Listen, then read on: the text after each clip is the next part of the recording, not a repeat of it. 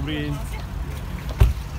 Pani ministerka, začneme asi nástenkovým tendrom. Ste spokojná s tým, ako to právnici ministerstva hospodárstva zvládli? Právnici ministerstva hospodárstva?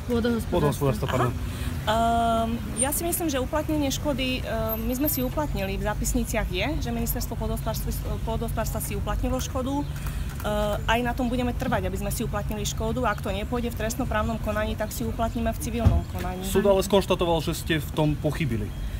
Ja nie som právnik, ale teda to, čo viem o tom, tak ministerstvo takto postupovalo aj v iných prípadoch. Čiže toto bol štandardný postup, ako sme postupovali a neznamená to, že ten nárok je neuplatniteľný. Práve naopak, ak to nepôjde. Nie je uplatniteľný v trestnom konaní a teda platí to, čo povie súd. Niečo si napríklad myslí váš právnik a on sa ani nedostavil na to záverečné. Ale toto sme robili, pani redaktorka, aj v minulosti. Toto bol úplne štandardný postup, nikto to nikdy nenamietal, takže k tomu asi to... Budete ale predsa len preverovať, či nepochybili títo úradníci? Nemali by ste to nejak skontrolovať? To by som sa musela asi vrácať niekoľko rokov dozadu, že či to je procesná vec. Ale to vyšetrovanie sa skončilo ešte minulý rok, pani ministerka, čiže to už je zodpovednosť vaša.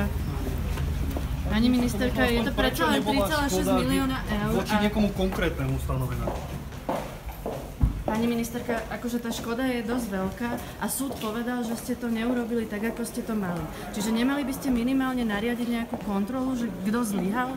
Ja myslím, že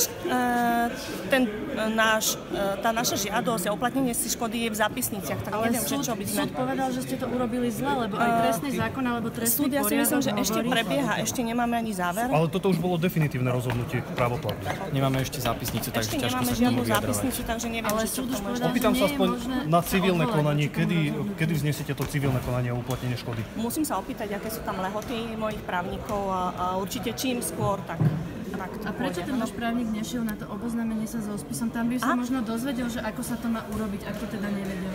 Ja si myslím, že právnik, ktorý rieši túto kauzu, ju rieši dostatočne dlho a množstvo spisov. Ten spis má že vraj 9000 strán, ja som ho osobne nevidela a skoro všetky doklady, ktoré sú tam a všetky texty tento právnik spracovával, čiže on bol dostatočne oboznámený so spisom. Ale nebol, keď ešte otázka, čo na tie listy, pani ministerka.